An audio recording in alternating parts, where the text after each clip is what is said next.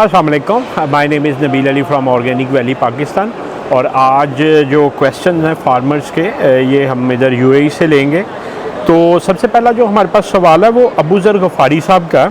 अबू ज़र गफ़ारी साहब पूछ रहे हैं, लुमन का कारोबार आम आदमी की पहुंच से बाहर है, इससे बेहतर है कि बंदा इन मुर्गियों पे काम करे जो अंडे भी अच्छे दे और साथ साथ अपनी नस्ल भी इन्हीं अंडों से बढ़ाए, जैसा कि सुसेक्स की मुर्गियां हैं जिनके अंडे की शरह लुमन से सालाना 50 से 70 तक कम है, लेकिन इसमें इतनी झंझट नहीं और वो अपनी नस्ल भी इन्हीं अंडों से आगे बढ़ाते हैं क्वालिटी के साथ।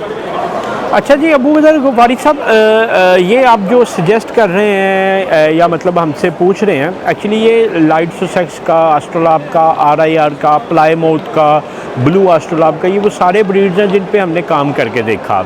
हमने इनिशियली जब 2018 में काम शुरू किया एस्ट्रोलैब आरआईआर पाकिस्तान से ली, मगर उनकी रेशो जो थी 40-45-50% से ऊपर नहीं थी अंडा देने की, और दूसरी उसकी मोर्टेलिटी बहुत ज़्यादा थी और डिज़ीज़ रेजिस्टिव नेचर नहीं थी। फिर हमने कहा कि शायद ये जैसे जैसे वक्त के साथ लर्न किया तो हमने ये देखा कि ये शायद ब्रीड बेहतर नहीं है। फिर हम कुछ गवर्नमेंट की हेचरीज़ के पास चले गए, आज़ाद कश्मीर की हेचरीज़ है, उनके पास एस्ट्रोलैब था जो नस्ल दर नस्ल चल रहा था, हमने वो भी लिया, उनको भी 1.5 साल चलाया और बड़ा प्रीमियम ब्रीड था उनका। प्रीमियम ब्रीड इस तरह था कि परवरिश बड़ी अच्छी हुई होती थी, बैलेंस जो है ना बर्ड होता था, मगर प्रॉब्लम उसमें भी यही था कि उसकी 45-50% से प्रोडक्शन ऊपर नहीं होती थी।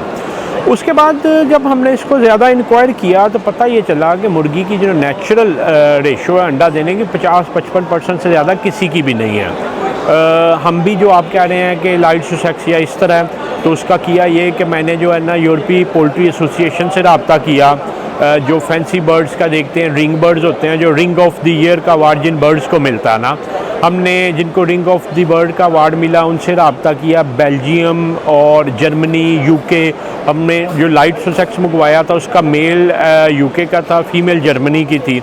तो हमने यूरोपीय पोल्ट्री एसोसिएशन से रब्ता करके उनकी सर्टिफिकेशन के साथ एग मंगवाए। मैं अभी रिक्वेस्ट करूंगा एडिटर को कि उसकी फुटेज भी लगाएं कि वो किस तरह हमें पैक होके आए, और वो पहले मतलब पूरे यूरोप से तुर्की पहुंचे। तुर्की हमने क्लीयरिंग एजेंट हायर किया, उसने, अब प्रॉब्लम ये है कि पाकिस्तान में जो भी लाइफ स्टॉक, अंडा, जानवर वगैरह आना है वो यूरोप से डायरेक्ट नहीं आ सकता। जैसे हमारा लुमन भी आया तो उसको पहले क्वारंटीन में जाना पड़ा, तो पाकिस्तान का यूरोप के साथ जो एक कॉन्ट्रैक्ट है वो क्वारंटीन होना होता। तो वो भी जो हमने एजेंट हायर किया उसने पहले तुर्की मंगवाए, तुर्की से वो कुवैत गए, क्योंकि कुवैत और तुर्की का आपस में कोई इस तरह का कॉन्ट्रैक्ट नहीं है।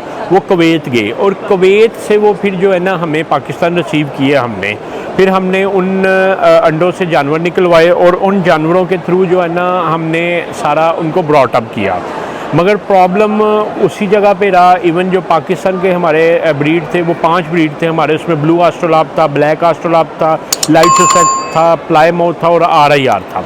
मगर प्रॉब्लम उधर का उधर ही था। पाकिस्तान में जो हमारे पहले बर्ड होते थे वो नॉर्मली 150 दिन से 160 दिन में अंडे शुरू कर देते थे, उन्होंने 175 से 180 दिन पे जाके अंडा स्टार्ट किया और वही अंडा देने की रेशो 45-50% से ऊपर नहीं गई। आल्दो के वो बर्ड बड़े खूबसूरत थे, हेल्दी थे। अगर हमारे पास कुछ इमेजेस होते हैं तो वो हम साथ अटैच भी करेंगे। तो प्रॉब्लम वाज दिस के बर्ड को रखना खूबसूरती के लिए या मतलब कि वो मरे ना, तो वो फ़ायदा नहीं देता। मैं इधर एक बात कोड करना चाहूँगा, डॉक्टर सोहेल साहब जो लुमन के मैनेजर हैं, वो एक बड़ी खूबसूरत बात कहते हैं। वो कहते हैं कि बर्ड कभी भी फार्मर को नहीं बचाता, फार्मर को बर्ड की प्रोडक्शन बचाती है। तो एक बर्ड आपने रखा हुआ है, वो जितने की प्रोडक्शन दे रहा है उससे ज़्यादा फीड खा रहा है, तो वो तो लायबिलिटी है। फिर अल्टीमेटली जब हमने ये सारी रिसर्च की, मतलब हर चीज़ खंगाली, तो पता ये चला कि कामयाब बर्ड वो है कि जो एक अच्छे लेवल पे अंडा दे, जैसे वाइट लेयर है और इसी तरह ब्राउन लेयर है।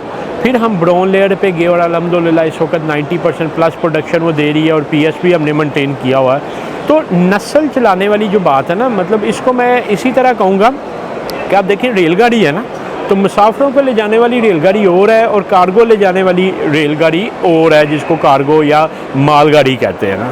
तो हमें right resource for right purpose, असल जिस काम के लिए जो चीज़ बनी है उस काम के लिए यूज़ करनी चाहिए। डुअल पर्पज़ हमेशा जो है ना हमें नुकसान पहुंचाते हैं। अगर मैं कहूँ कि आपने मालगाड़ी में बैठ के लाहौर से कराची जाना तो आप नहीं जा सकते, या मैं इसी तरह कहूँ कि अगर आपने कोयले की या गंदम की बोरियाँ लेके जानी है तो पैसेंजर ट्रेन में आप नहीं ले जा सकते। इसी तरह जो नस्ल बढ़ाने वाले जानवर हैं वो अलग होते हैं जिनको ब्रीडर कहा जाता है, और उनकी वैक्सीनेशन अलग होती हैं, उनके प्रोटोकॉल्स अलग होते हैं और उनके सारे मैकेनिज़म्स अलग होते हैं, जबकि अंडा देने वाला जानवर अलग होता है। तो जो लुमन है ये 2 साल अंडा देने के लिए इस्तेमाल होती है, और दुनिया में कोई ऐसी नेचुरल मतलब नॉन हाइब्रिड मुर्गी नहीं है जो 2 साल तक अंडा दे और जो 90% तक प्रोडक्शन दे। जो मेरे तजर्बे के मुताबिक जो लाइट सुसेक्स हमने रिंग बर्ड वो कहते हैं जिसको रिंग ऑफ द ईयर का अवार्ड यूरोपीय पोल्ट्री एसोसिएशन ने दिया हो, मतलब जिसके 10 आउट ऑफ 10 मार्क्स हों। मतलब आप नेट पे इसको सर्च करें कि उसकी कलगी के, उसकी चेस्ट के, उसकी दुम के, उसके पाँव के, उसके नेल के, उसकी चोंच के सारे मार्क्स उसके 10 आउट ऑफ 10 हो, उसको रिंग ऑफ द बर्ड का अवार्ड मिलता। और जो हमारा मेल और फीमेल दोनों बर्ड जो थे वो रिंग ऑफ द बर्ड थे, मगर उनकी भी प्रोडक्शन 56-57% से ऊपर नहीं गई और अंडे का वज़न भी उसने बड़ी लेट गेन किया था। तो दीज आर दी थिंग्स जिस वजह से कि कमर्शियल फार्मिंग और डोमेस्टिक फार्मिंग जो है ना वो एक डिफरेंट डोमेन्स हैं। बाकी आपको आज़ादी है आपकी राय देने में। आप अगर लाइट सुसेक्स को बेहतर समझते हैं तो आपको ज़रूर करना चाहिए, मगर जो हमारा तजर्बा था वो हमने आपसे शेयर कर लिया। मैं उम्मीद करता हूँ कि आप हमारे तजर्बे से कुछ बेहतर सीख पाएंगे। आपका भी कोई सवाल हो तो नीचे दिए गए नंबर 0300 9641 पे आप व्हाट्सएप करें। इंशाल्लाह हम कोशिश करेंगे कि आप तक आपका मतलूबा आंसर पहुँचाएँ। आपका वीडियो देखने का बहुत शुक्रिया।